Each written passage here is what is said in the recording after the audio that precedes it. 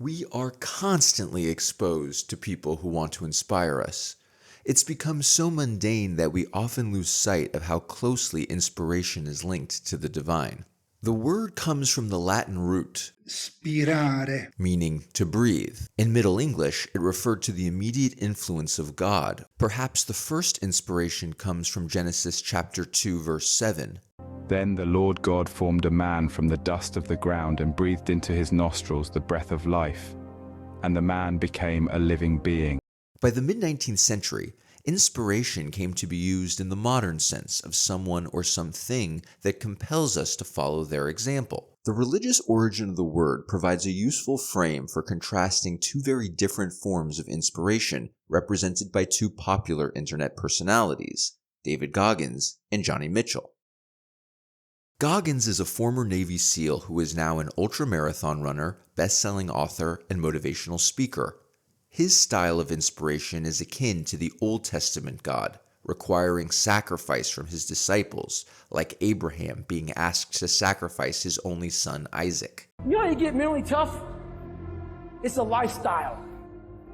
Instead of hitting that fucking snooze button in the fucking morning and not making your bed, and not cleaning your house, you don't hit the snooze button.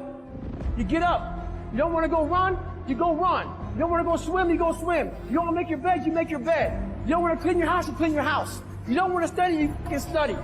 That's how you start to callous your mind. It's going to suck. It's not going to be fun. Do something that sucks every single day of your life. That's how you grow.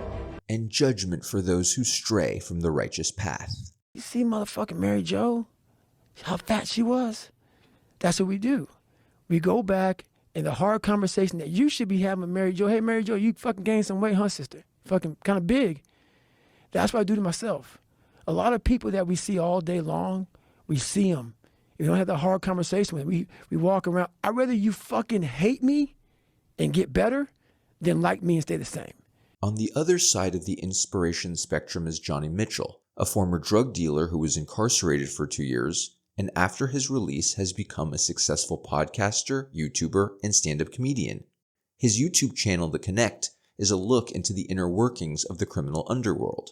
And the third, and probably best way to launder your money is through cash gifts. And this is something I should have taken advantage of way more when I was a drug dealer. So how many pounds of weed would you have to inspect? You'd go through a whole... 10 random bills. How are they moving the money back to Mexico? At this time, it was old style, meaning that, bricks of money. And also how brutal it can be. After count, the dude was still there. So Jeremy would get on him. It was right outside my. So he'd get on him and he'd start cutting him with that box cutter. And the cop would tackle him, bam. And as soon as he tackled Jeremy, Timmy would get up and get to whacking him until they took the head all the way off. And that happened right in front of your cell? Yeah, I watched him cut that guy. At first, it was a big blood-curdling scream. One of the black guys goes, "Please don't do that. Please stop." Oh, my God. And they just took his head off. A white guy in the cell with the northerner, and he said, "Hey, you can come in if you want." And the white guy said, "Okay." And he choked him out, stabbed him, took his wind, killed him, and it kicked off in Soledad. So when that kicked off, 3 different yards kicked off simultaneously. So now it was a statewide gang war between Northerners and whites. Mitchell is not trying to be inspirational or motivational like David Goggins, yet he inspires because he shows the potential of people to completely transform their lives. Paul Calvo is from Fresno, California. At a young age, he got jumped into the Fresno Bulldogs, one of the most notorious Chicano street gangs in Central California. Paul specialized in gun running and ran an interstate for guns trade from Oregon to Fresno when he caught a Fed case at just 19 years old. Paul did 8 years flat on some of the wildest federal yards in the country, where he witnessed and took part in beatings, killings, and high-level drug trafficking. He was all set to be in and out of prison the rest of his life when something in him switched. While he was still on parole, Paul began attending community college, where he excelled in math and science. After receiving straight A's, he was accepted to Stanford University and is preparing to graduate this fall with a degree in chemical engineering and a 6-figure job waiting for him at a Fortune 500 company. This is a fascinating, almost inexplicable story of transformation from a gangbanger destined for life in prison to a flourishing, stand-up citizen. In that way, he's like the merciful God found in the New Testament. the one who forgives and finds the good in everyone, no matter what they've done. Because I was a tourist in the system, and being around guys like you was fascinating. It was because you could have been my uncle. Like I really loved and felt like this kinship with these OGs, these lifers. And so that's kind of why it's a treat to have you here, because it actually brings me back to some of the fonder times that I was in prison, because guys like you were so inspiring to me, because they told me, hey, go follow your dreams. Like you got potential. They really like believed in what I wanted to do when I got out, which was to move to Hollywood and get into show business. Goggins also shares a story of radical transformation, from overweight and lazy to Navy SEAL through sheer willpower and determination. I gained 125 pounds. I was lazy. That's who I am. I'm a guy that likes to sit back, watch TV, and eat pizza. Like everybody. Like everybody. All I crave is that mama voice. Please love David. Love David. That voice got me to 297 pounds.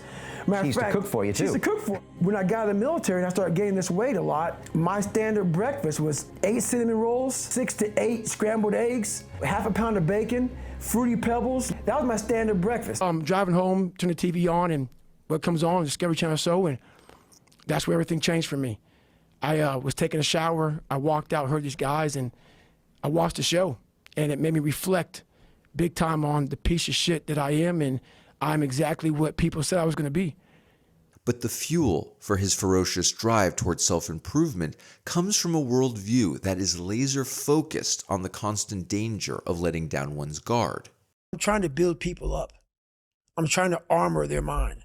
I'm trying to get them the belief. Because this world we live in is tough. It's tough. It will beat you down. The world and the life that we live in is the ultimate competitor. It will try to take you out. It will find your weakness, and it will fucking just hammer you. I made a Goggins remix of all your shit talking. I put that motherfucker on with the bed. Evil, violent shit. Woke up motherfucking refreshed, ready to kick ass. I did 7,801 pull-ups. As I was getting everything together to submit to Guinness, guess what? There was somebody out there that did 8,008 pull-ups. He was hunting me. You didn't even know it. There's always a motherfucker out there hunting your ass. Make sure you're ready for it. Stay hard. How are you able to just be so hard? 'Cause I never turned the fucking thing off. Because once it turns off, I go right back to the David Goggins that is. And that's the guy that I'm constantly fighting every day. This is why he always admonishes his viewers to stay hard. Mitchell makes room for softness, however. He shows how it's possible for people who have to kill to survive in prison to seek out love. And the thing is we go through, and whether I stabbed him or you stabbed him, and I pass this name off, I pass this off, and I pass that off, and the next it's gone, and that's before the blood even hits the ground. You know,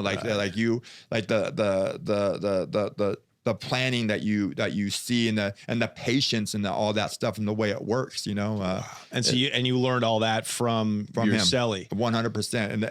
And he never really asked me to do nothing other than those basic things. Like here on this is how we're going to roll in the shower. Like when I, you know, like when I go to shower, like, you know, just that one up, one down. We're together. We're a team. I jump, you jump. This knowing that somebody has your back, like you put your full on trust in this other man, you know, and he's putting his full trust on you, and you guys become like the best of, like, the connection that you guys get is beyond anything I could ever imagine, you know. And here you are with another father figure. Like this keeps coming up in your life. This, you know, the father that you have a father, but he wasn't in your life as a kid, and you found it first in, you know, your mom's connect on the street, and now with the shot caller in this wild ass level 4 prison, and you're finding love, really. Yeah.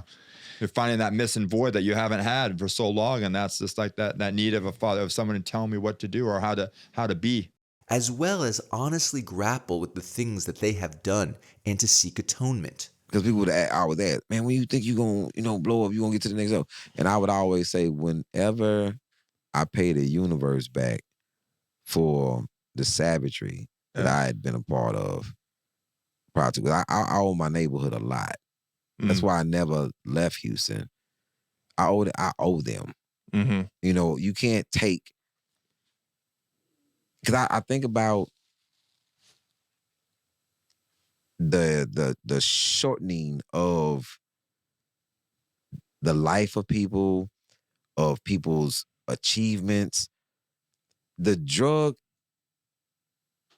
epidemic, even now, I still feel the ramifications of it from now. Like any public figure, both Goggins and Mitchell have their share of detractors, with a common critique being that they're not really who they present themselves to be. Having only known them through their internet content, I have no way of knowing with certainty. For what it's worth, people discuss Goggins' grit with a mythical sense of awe. I was running this race. It was a 24-hour race as a relay team. I was with 4 friends.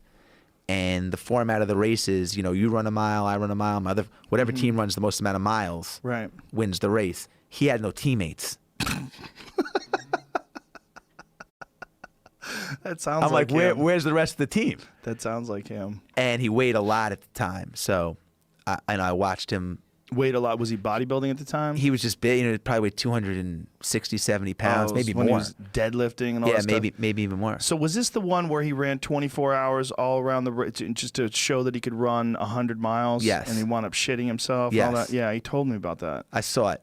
I didn't know he broke all the bones in his feet, He though. broke some bones, yeah. He didn't even tell me about that. And then he ran a marathon a month later. Yeah. He's a fucking animal. Similar to religion, whether all or any of it is true is somewhat missing the point. If people take the message to better themselves or turn their lives around, that's what really matters. In the end, these two different styles are complementary. There are times when we need the Old Testament style fire and brimstone, the wrathful bad cop, the authoritarian father figure in the form of a drill instructor who refuses to let you quit. And sometimes we need the New Testament grace, the understanding good cop, the caring maternal figure, the friend who offers a sympathetic ear, who reminds us that we are more than our worst mistakes and that redemption is always possible. So the next time you're procrastinating or feeling down and you're seeking inspiration, remember the words of the ancient Greek philosopher Xenophanes: "Men always make gods in their own image."